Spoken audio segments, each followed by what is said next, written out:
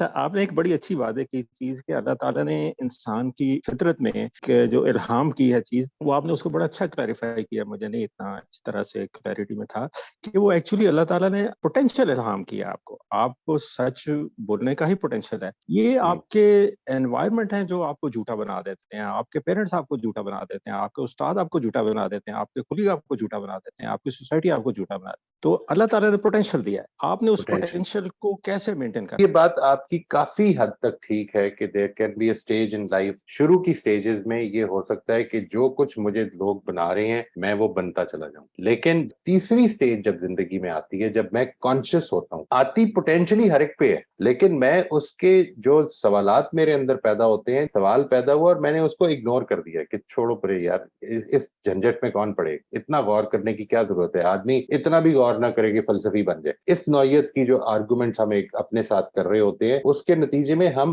غور کرنا اوائڈ کر جاتے ہیں. میرے دوست نے بچپن میں بھی ایسا معاملہ ہوا ہو کہ جس کے نتیجے میں نے غلط ساتھ دے دیا ہو یا اس نے میرا غلط ساتھ دے دیا ہو، لیکن زندگی میں ہم گرو کرتے ہیں اور پھر ہمیں پتہ چلتا ہے کہ یار وہ غلطی کی تھی، ہمیں اس طرح سے جھوٹ نہیں بولنا چاہیے تھا، ہمیں اس طرح سے ایک دوسرے کا ناجائز ساتھ نہیں دینا چاہیے تھا، اور پھر ہم گرو کرتے ہیں، ہم پھر ان ویلیوز کو چھوڑ دیتے ہیں. انسان ایک حد تک تو بہت زیادہ ڈیپینڈنٹ ہے، اور میرے حساب سے جب میں پیرنٹنگ کے بارے میں بات کرتا ہوں تو اس میں ایک پورا ٹاپک ہے جی، اسی لیے کہ ہماری انوائرمنٹ بچوں کو کیا بنا رہی ہے، اس پہ غور کرنا ہے. یعنی ایک میرا رول ماڈل ہے، ایک انوائرمنٹ ہے جس کا اثر پڑ رہا ہے. مثال کے طور پر آپ نے اگر بچوں کو یہ بتا دیا ہے کہ تمہیں غور نہیں کرنا، تمہیں صرف یاد کر کے جواب دینا ہے، if you have not memorized it you are a bad student. یہ انوائرمنٹ ہمیں سبق دیتی ہے اسکول میں، اور اس کے نتیجے میں بچے جو بہت زیادہ کمپلائنٹ ہوتے ہیں وہ یاد کرنا شروع کر دیتے ہیں. سمجھنے کے اوپر زیادہ تردد کرنے کی کیا ضرورت ہے، یاد کریں. یہ انوائرمنٹ کا